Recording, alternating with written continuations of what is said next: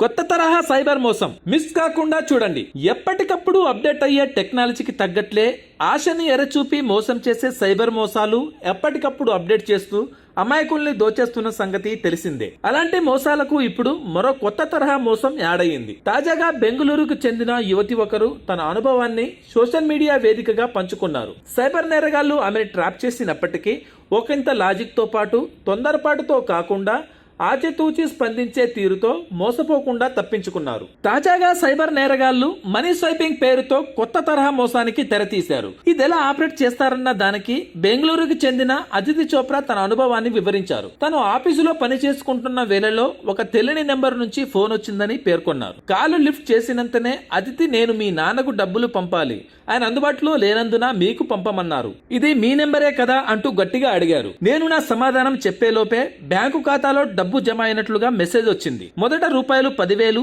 తర్వాత 30,000 బ్యాంకు వాళ్ళు పంపే ఫార్మాట్ లోనే సదరు మెసేజ్ ఉంది అని చెప్పారు. ఇక్కడే మరో ట్విస్ట్ చోటు చేసుకుందన్న ఆమె అంతలోనే సదరు వ్యక్తి మరొకసారి కాల్ చేసి, నేను మీకు 3,000 మాత్రమే పంపాలి, పొరపాటున ఎక్కువ డబ్బులు పంపాను, దయచేసి మిగిలిన డబ్బు తిరిగి పంపాలని కోరారు.